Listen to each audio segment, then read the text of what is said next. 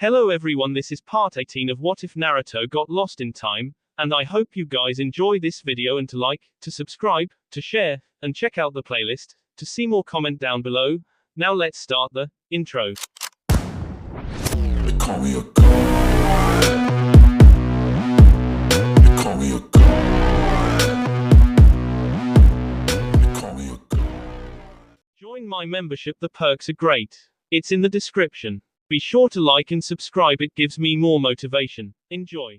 The heat fested just beneath the surface of a sea of clouds just in the outer reaches of the stratosphere, light and wispy and dotting the lines of the pale, wavering blue sky, just enough to clot the horizon, but certainly not enough to keep out the blistering sun. The day had only just begun, yet it was already reaching such a sweltering temperature that Sakura felt the keen need to trudge back to her house and toss out an array of salad dressing to wedge herself between the eggs and milk in her refrigerator, if only to cool off for a moment or two until her parents discovered her feet hanging out of the fridge door. It was a deep poetic injustice that Team 7 had practice on such an unhealthy day such as this. Sasuke, unfortunately, had already left the moment Kakashi-sensei had dismissed them, no doubt to train on his own. Said sensei had then followed suit and reported to the Junin mission hall. Sakura sighed. She couldn't wait until she was a Junin too, and she could take awesome missions like Kakashi-sensei did. Luckily Kakashi hadn't worked them too hard, probably taking note of the outrageous heat that stuck to their skin to do a light taijutsu practice. Instead of heading home to shower, like she so desperately wanted to, Sakura had instead waited around to train with Naruto, in hopes to get better. Realistically, she was propped atop a wooden training post, waving her hands at her clammy face while Naruto skewered another post with an assortment of shuriken and kunai. Naruto, she began questioningly as he pulled out another pouch from his belt. When did you use senbon? Albeit the genin was poor with the thin, metal needles, she was surprised he was making such an effort. The blonde shrugged. Furu-sensei says I should train with them. Sakura rolled her eyes, fanning her face more fervently as it blotched incarnadine. Naruto, really? You don't have to make him up anymore. Me and Sasuke-kun get it, you want to have a new sensei. I'm sure Kakashi's got the hint by now too. He's not made up. The sunny-haired boy insisted, as he threw a senbon with more force than necessary, sending it flying into a nearby tree. Kakashi-sensei's even met him. Really? She spanned. Really? He stressed. Sakura left it at that, not bothering to get into an argument in such a horrid amount of heat. She had unzipped her dress with just enough spared to be decent, leaning back on the pole and trying to wave her hands faster. Maybe she could make a bunchen and make it fan her. Naruto, meanwhile, was becoming more and more irritated as his senbon pouch became more and more empty. He had yet to hit the target perfectly like he had with the kunai and shuriken. Of course, he'd been using the two of those since his very first academy days, so they were hardly anything new, unlike the senbon. Naruto wasn't much for weaponry anyways, but Furu-sensei had insisted he learn the art of metal object throwing. Little did he know that the great Furu-sensei himself hardly wasted time on weapons, and was training the unknowing genin accuracy, which was being achieved through weapon throwing. Also, it didn't hurt to know the boss' most crucial junctures. He threw another spray of the thin needles, only one or two even hitting the post at all. He figured that it was an entirely different motion to throw senbon rather than kunai, but he always got too frustrated at himself to try a different angle to the problem. Sure, he was stubborn and never gave up, known for his unconventional style, but when he was frustrated, his creativity sucked. Don't get too hard on yourself. Naruto whipped around quickly, almost falling with the momentum. Furu-sensei. At the name of Naruto's most precious imaginary friend, Sakura looked up from her latest attempt to keep cool, this one was using a large leaf instead of her hands, to see a very real, very visible Furu-sensei standing before them. So he was real. Not only was he real, but he was mightily attractive at that. Sunny blonde hair, a titan like he had grown up in Suna, and a tall, built stature. Obviously a shinobi as well, from his Haitai 8 and ninja attire. Naruto immediately bounded up to the older blonde with obvious annoyance, complaining how his beloved sensei had once again ditched him without fully explaining the mechanics of the technique he had taught him. The young blonde genin went on to express his deep ire at his kaiten jutsu that Furu had taught him, which had backfired earlier that morning when the boy had tried to face Sasuke-kun with it. And I looked really dumb too. The boy was shouting. Sasuke team used his little fireball thing and I tried to use the dragon but it didn't even look like a dragon this time. It was like a horse with a walrus head. Anyway, why don't you teach it better, huh? It really isn't my fault if you can't get it down, kid. Furu looked down at the seething blonde mop with nothing short of amusement. When you don't practice it right. Yeah. Riled up, Naruto took a step back to cross his arms. Well then how do I practice it? The blonde Junin out off semi-Chunin began to make the designated seals at rapid pace, without saying the incantation or putting any chakra behind it. As he continued to do so, he turned to Naruto. The first step to a high-level jutsu such as this is the perfection of hand seals. Which, I'm 100% sure, you haven't perfected yet. Miffed, Naruto only looked away. Furu smiled in triumph. Ah, I'm right, aren't I? My hand seals are fine. The blonde pouted. The older blonde only shook his head with a sigh. You can't say I tried, then. He turned abruptly to where Sakura sat with her mouth dropped, causing the girl to sit up with a startled yelp as the piercing blue eyes landed on her, immediately scrambling off the wood to stand upright, brushing down her skirt and rezipping her dress back to its proper height at her chin. And you must be Sakura-chan. The man smiled suavely, Sakura blushing profusely as he and Naruto walked towards her. Yeah, this is Sakura-chan. Naruto bounced in step behind him, beaming with a bright, wide smile, so big that it crinkled his eyes. Isn't she pretty? If possible, Sakura blushed deeper. Furu only hummed in agreement, not about to make an opinion on this, keenly aware of Sakura's low self-esteem at this point. As much as he wanted to say he didn't find her entirely attractive, which was true, after knowing her older, more well-endowed self it was harder to find her younger self appealing. He knew it would probably crush the young, malleable girl. Yes, she is. Before she could keel over and faint, he smiled at the two of them. So, who's up for training? Sakura would have voiced her protest if her voice hadn't left her. Luckily, Naruto was there to speak for her. Sensei. Training. Awesome. And speeding away to the usual training location, just beyond the bend of trees. But not for what she had wanted to say. As Naruto sped quite a ways beyond them in his haste for training, Furu beckoned Sakura along with them. To say Sakura was surprised would be an understatement. She was under the impression Furu was simply a figment of Naruto's imagination, not a rather handsome older blonde with a dazzling smile and nice biceps. He looked almost familiar, too. The three neared the clearing of trees that marked the other training ground, right on the edge of a large, shimmering lake that looked rather appealing in the blistering heat of the sun. Naruto, some ways ahead of took no spare time to run onto the dock and leap into its watery depths. Is he usually so charismatic? Furu mused aloud, more to the benefit of his company and conversation than for an actual question. Sakura made a small noise in the back of her tea. Oh, you have no idea. Come on guys. Naruto pushed his head out of the waves he'd caused, spurting out lake water from his mouth as he paddled to keep himself afloat. It feels great. Furu shook his head as he neared the lake's bank. We're not here for fun and games, you know. Naruto made a pout as he began to swim back to shore, and Furu took the opportune moment in which his younger self was too occupied with keeping afloat without inhaling a mass of murky water to speak and take the time to talk to Sakura one-on-one, without interruption. He had hoped to talk to the girl without intimidating her, and this had simply been the perfect opportunity. He hadn't thought that his younger self and Sakura ever hung out, and he had thought he'd have to somehow get them together for training. Perhaps this could be considered a small miracle. So Sakura, he turned to his young, fresco-haired companion. Do you know how to walk on water? The girl blushed miserably as she looked down. Well, no. Kakashi-sensei never taught us. Which wasn't entirely true, he hadn't taught them yet. The man hadn't really shaped up as a teacher until after Sasuke left. And seeing as though Sasuke and Naruto already knew the technique, it was probably a moot point to go through a whole training session to teach the lesson when only one of the team needed to know it. Well, today's the day to learn then. He smiled, clearly enthused. She blinked at him. Come on, give it a try. With that, he lightly pushed her forward, sending her stumbling into the waves. She floundered a bit to gain her footing on the soft sand of the lake, turning back once she had gained her balance to send him a scathing look. What? He grinned. Isn't nice and cold? She admitted privately that yes, it felt rather wonderful. Not that she'd voiced that aloud to give her tormentor the satisfaction. With a tentative step, she tried to imitate what she had seen Naruto do with Sasuke the countless times the two had fought.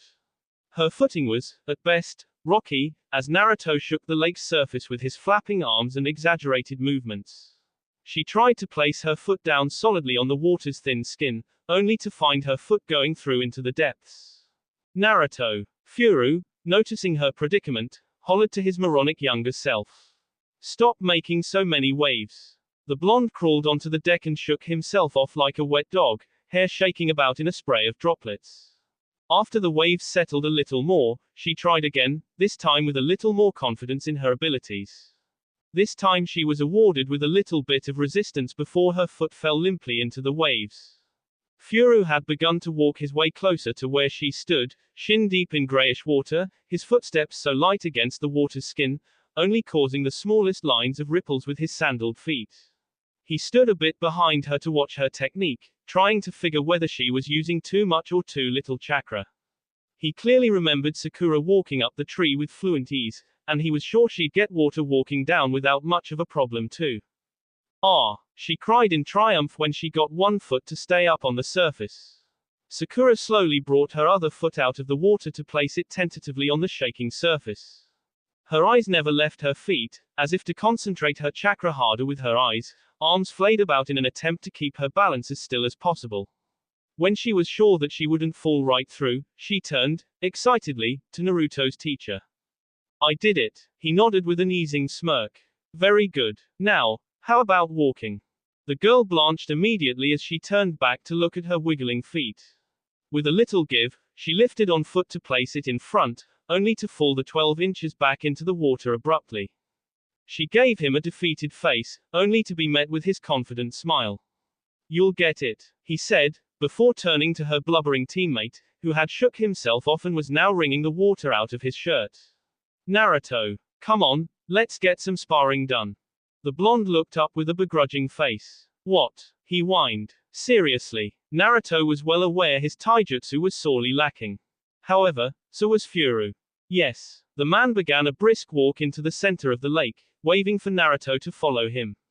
With a pout, the younger sunshine-haired boy hopped off of the dock to plod along sullenly after his sensei, ready for an ass-kicking. Furu crouched into a defensive stance as Naruto began a pathetic offense, turning towards Sakura. When you get it down, come over and join us. Sakura gaped and made a strangled noise in the back of her tea. Furu-san. Sensei? I can't do that. I can't walk on water and spar at the same time. That was something Sasuke did, and Naruto now too, but never her. She wasn't good enough to. She could hardly even stand on the surface for more than a few minutes before she hitched into the water. Why not? Furu shot back, as he easily blocked Naruto, sending a light tap to the boy's back that had him sprawling into the lake with a splash. Your teammates can. But that's Sasuke and Naruto. She protested uselessly. I'm not as good as them. Furu shook his head with a sigh. Yes you are, Sakura. You can be just as good as them. Naruto broke the surface at that point, sputtering for air as he struggled to pull himself up with his arms on the water top. How do you think they got so good? I don't know. She retaliated hotly. Practicing, of course. He answered mid-backflip. Naruto sprang up with a burst of energy, aiming to slam his fist into Furu's chest, but the more experienced shinobi easily ducked out of the way, instead taking Naruto's arm by the elbow and throwing the boy off balance, causing him to crash into the water once more. See. Look at him.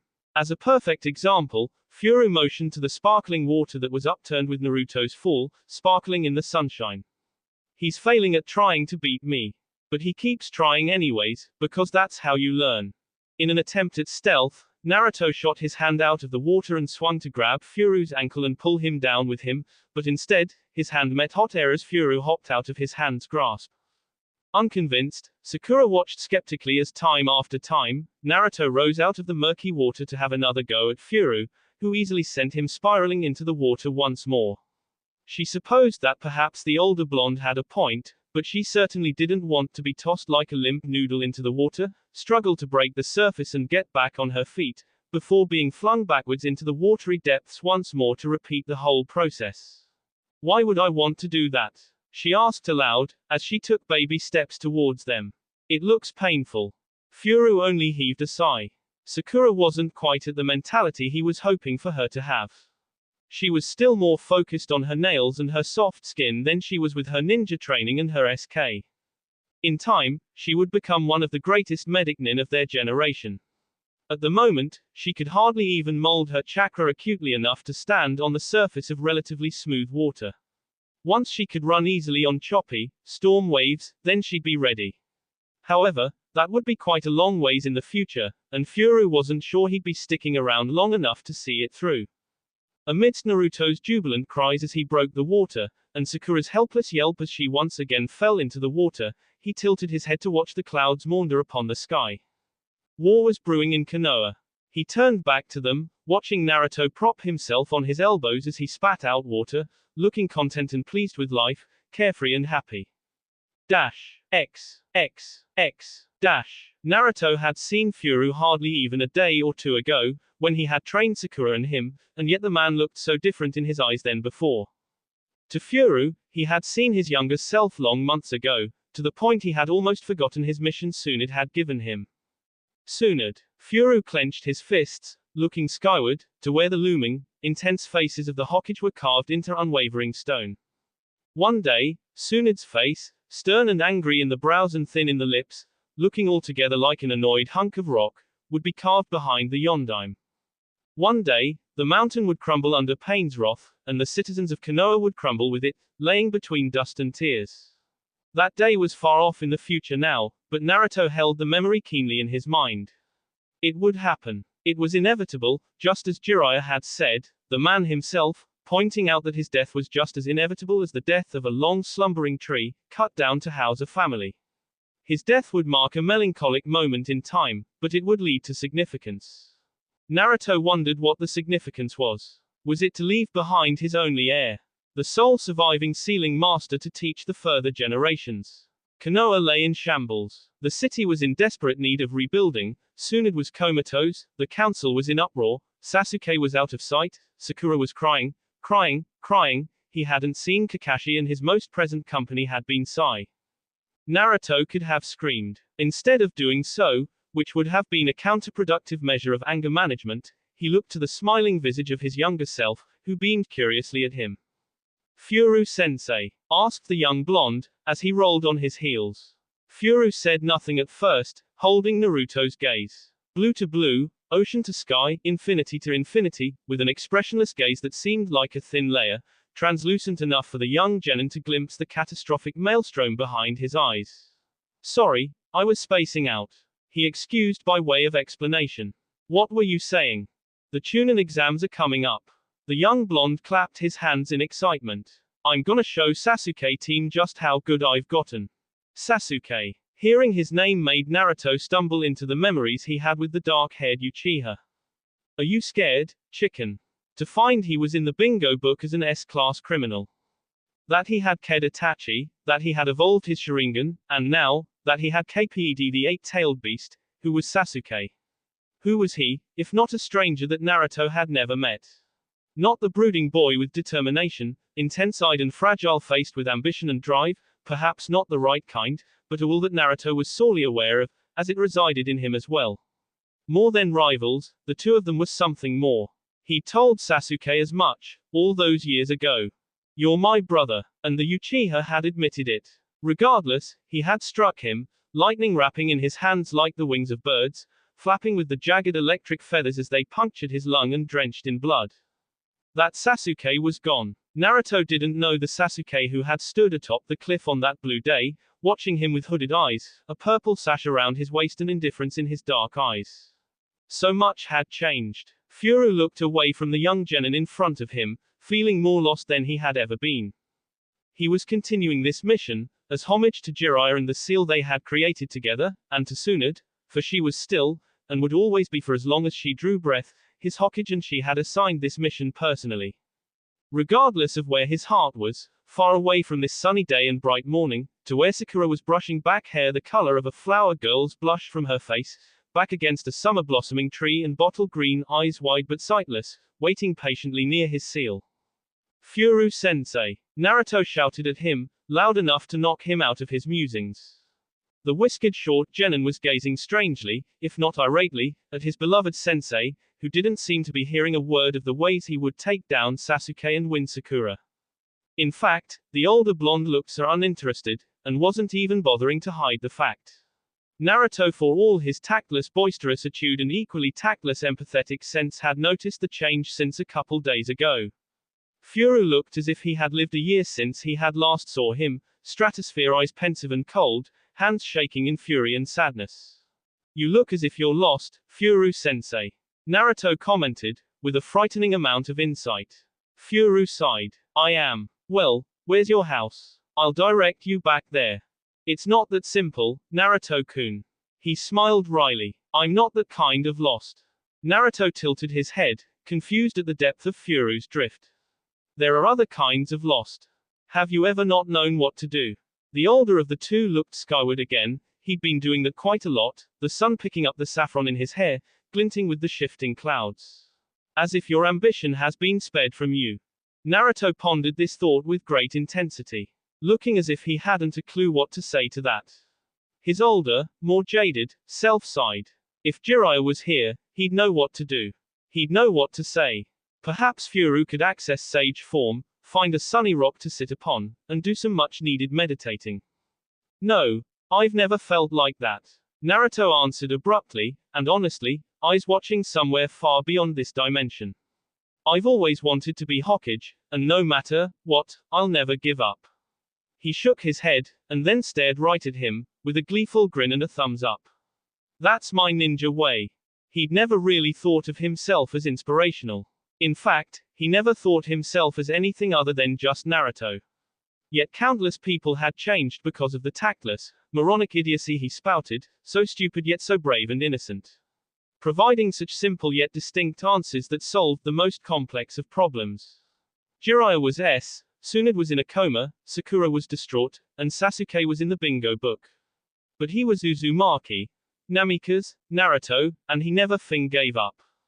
Furu blinked, aback. All this time, all this sadness, and he had forgotten all about that. A grin split his face the way Sakura split the spine of her favorite medical book. That's a great nindo. You think? Naruto brightened, and then tugged him along, no doubt, for ramen. I told Sakura-chan that too, and she only laughed. She thinks it's stupid. Is that so? Furu hid his smile. I think she'll change her mind eventually. You look different, Sakura commented. It was meant to be light and conversational, yet Naruto knew that inwardly, he had soothed her greatly with his usual outlook, which had sprung back tenfold since seeing his younger self. Do I? He asked, noticing how her eyes didn't meet his as they walked side by side to his house.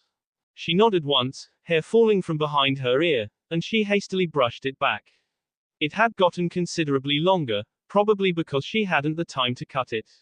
The short haircut reminded Naruto of the intensity Sakura could bear, how far she'd come from the time that Naruto had previously been in. It stood as an unflappable difference between the whiny child Naruto met hours prior to the woman with stone eyes in front of him, with worn hands and chakra from healing the sick and happier. She smiled then. Lighter. I feel like it, too. He added. He hadn't in a long time. Not matter what he had said to Nagato, how he would never give up, how it was his ninja way, the saying had turned into just words. The world had changed him. Giving up his father changed him, letting go of Rin and Obito. It was hard and painful, but he had to stop reminiscing, and start remembering who he was, and the people who needed him. Hearing the brutal honesty of his younger self had reawakened that. I feel like I remember who I am again. That's good. Sakura stepped into his apartment first. It didn't look much different, still Spartan in decor. He'd invested in a nice glass coffee table with dark old wood, and a plush couch and armchair. They looked classy compared to his ratty, beat-up bar stools, and altogether out of place in his ridiculously second-hand apartment in the nicest apartment building in this side of the city. Sakura sat down at his bar, and immediately noticed the beautiful bouquet of roses. She leaned over to smell them, but they were odorless, and colorless. Frowning, she touched one of the thin, papery leaves. It crinkled beneath her fingers. They're paper. Naruto nodded. Sakura made no questioning of the origin of these flowers, even though her curiosity burned. Perhaps one of the villagers had given it to him.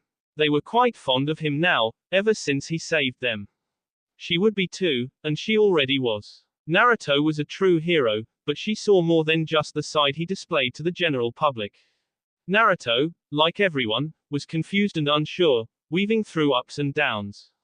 She was happy to see him so exuberant again. He hadn't been for a long time. What of Akatsuki? Naruto shook his head as he leaned over his counter opposite of her.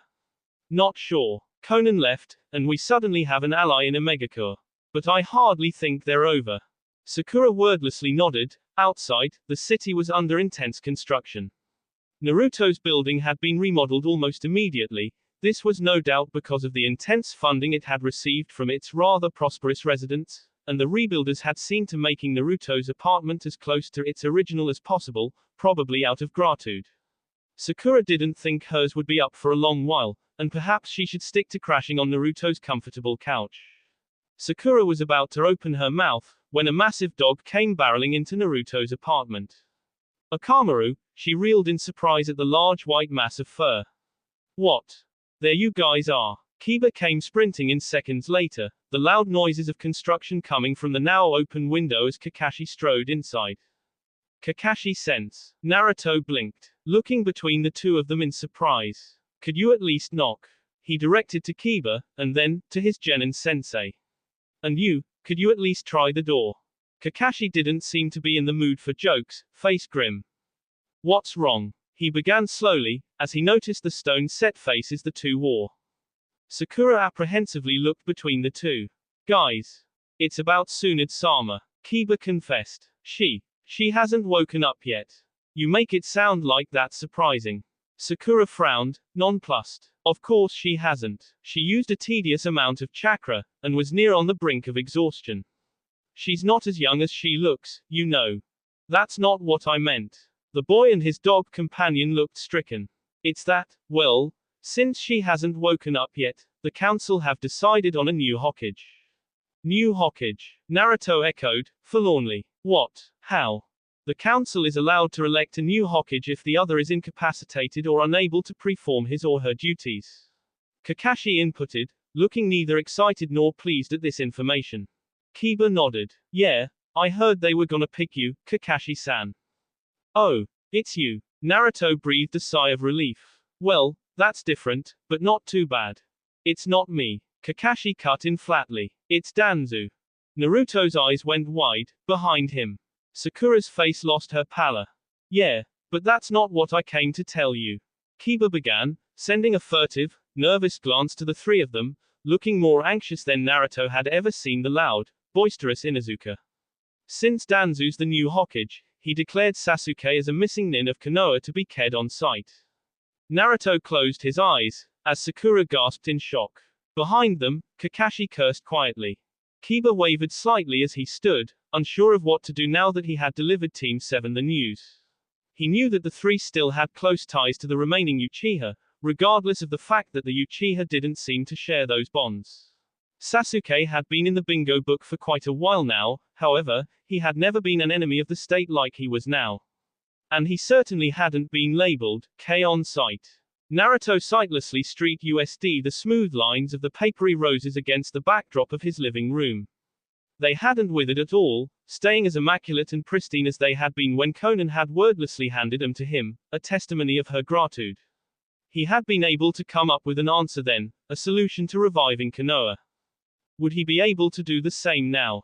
2 days until the Chunin exams. 2 days, and Naruto had religiously shown up to train his younger self into the ground for these last few hours.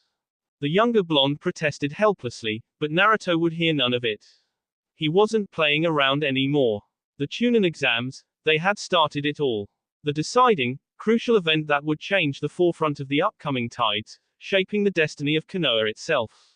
Naruto was impeccably aware of this fact as he rigidly trained the young blonde in front of him, not making it easy, but teaching him as much as he could. He had also taken it as a duty to swoop up Sakura whenever he could, pleased to find her chakra training was going well. He was, of course, aware that Sakura was naturally adept to using precise amounts of chakra due to her lower reserves than his younger counterpart and their Uchiha teammate. If Furu interfered in the exams himself, he was surely to get the whole team disqualified, as well as an array of Anbu on his ass. Instead, he'd have to channel all he could into the young genin in front of him, in hopes for the boy to be able to protect Sasuke from Orochimaru. Somehow, he doubted this option was plausible in the least, but perhaps he could actually make Chunin this time around. It'd be nice to wake up and find himself an actual Junin. He was now even more certain with Tsunde's comatose state that he was never going to make Anbu like he wanted, and maybe even Konoha miraculously repaired. Are you ready for this, Naruto? He asked softly, eyes focused on the stratosphere some ways above them, brilliant blue. The two walked slowly to the academy, one looking solemn, mind in the past, and the other, confident, mind in the future. But both optimistic. Course I am, Furu-sensei. Naruto gave him a thumbs up. You whipped my ass these past few days. It would really suck if I didn't. I know you'll make it, kid. Furu made sure not to sound too omniscient, even though he knew that no matter what outcome, Naruto would be able to pass the exams, be it scraping by or on top of the heap. The two walked up the stairs to the front entrance, Furu opening the door for the younger of the two. He stopped before he entered, causing the genin to turn around, a questioning look when he gave the boy a thumbs up. Believe it. The boy blinked up at him in surprise, as if wondering how on earth the older blonde had ever heard his old catchphrase when he was certain he'd never used it in his presence. Before he could ask, Furu shot into the sky. See you later, Naruto, he called, as he left the blonde there, gaping in surprise, as he leapt onto the top of the academy before pushing off onto the other rooftops. He'd come back for the final exams, to fix Gaara's seal like he had intended to. That will be all for this video. Be sure to like, subscribe, share, and comment down below for more videos. Goodbye.